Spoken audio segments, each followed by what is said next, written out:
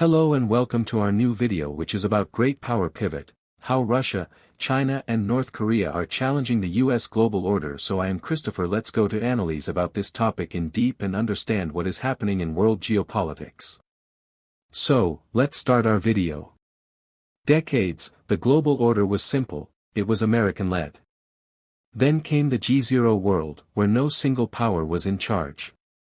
But that power vacuum is ending. Right now, in the year 2025, we are witnessing the most dramatic geopolitical pivot since the end of the Cold War. It's not just the US versus China anymore. It is a new, hardened, and mutually beneficial axis forming right before our eyes: Russia, China, and North Korea. Of Northeast Asia. Why is this a game changer? Let's look at what each side gains. For Russia, the partnership is born out of necessity, specifically, the grinding war in Ukraine. Russia desperately needs ammunition and conventional weaponry. North Korea, with its vast, decades-old stockpiles, is a crucial supplier. This partnership allows Moscow to bypass Western sanctions and keep its war machine fed. It is a blunt, transactional, but highly effective military lifeline. For North Korea, the prize is far more strategic. In exchange for shells, Pyongyang is likely receiving advanced Russian military technology. We're talking about know-how related to satellite technology, nuclear propulsion, and complex missile systems. This is not just about strengthening Kim Jong-un's grip on power, it's about making North Korea a significantly more advanced and therefore a more credible nuclear threat. The alliance upgrades Pyongyang from an isolated rogue state to a technologically enabled junior partner in a great power axis.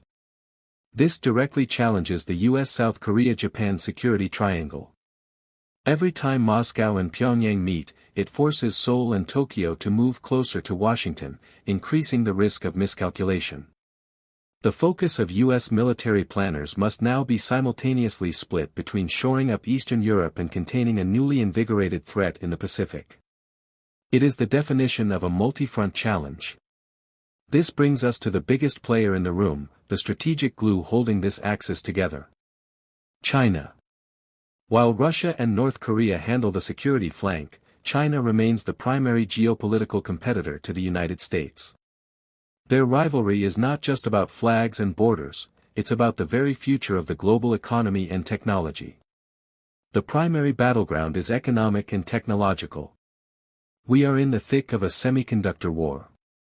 Control over high-end chip manufacturing is synonymous with control over future AI, quantum computing, and military superiority.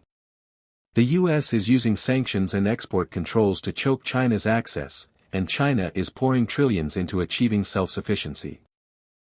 This rivalry creates the foundation for a technopolar world, a concept we touched on in our analysis of the Ian Bremmer talk, where technology dictates the power winners and losers. Beyond technology, the rivalry is deeply ideological. The world is watching to see which model delivers a better quality of life and better stability: the US-led liberal democratic model or the state-driven authoritarian model championed by Beijing. Every economic slowdown, every political crisis in the West, is used by the Axis to demonstrate the fragility of democracy. And then there's Taiwan. The specter of a Taiwan contingency hangs over everything.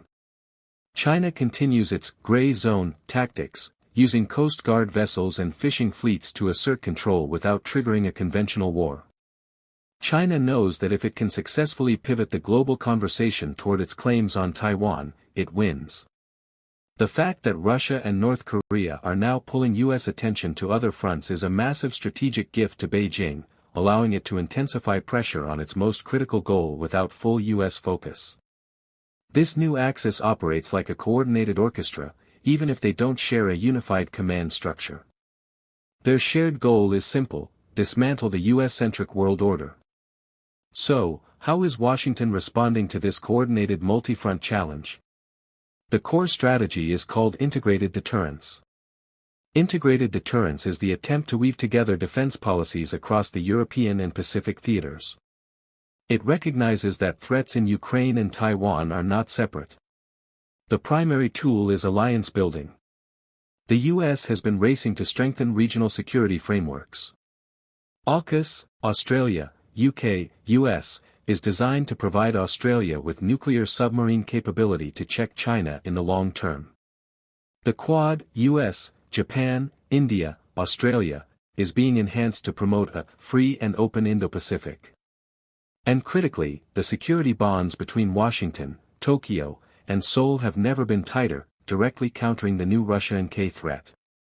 Economically, the US is weaponizing its position. The seizure of the Chinese-owned chipmaker Nexperia by the Dutch government, pressured by the US, is a perfect example. It shows how the US is using its diplomatic and regulatory leverage to enforce a technological decoupling from its rivals. However, the strategy is constantly hampered by domestic politics. Every time the US government faces a potential shutdown or a major political crisis, it sends a signal of instability to allies and confidence to adversaries. Internal political fragility is arguably the Axis's greatest non-military weapon against the US.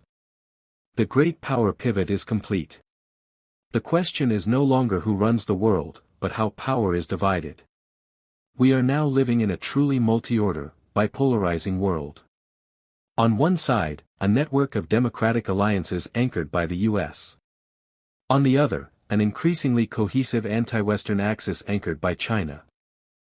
The global landscape is set for a decade of intense, sustained competition, economically, technologically, and militarily.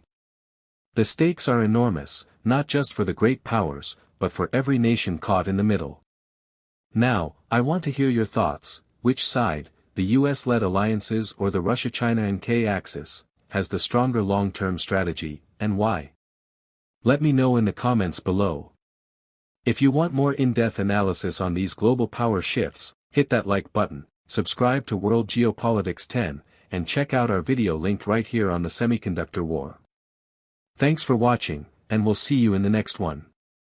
Don't forget to press the bell icon to subscribe our channel and get more information from our channel World Geopolitics 10.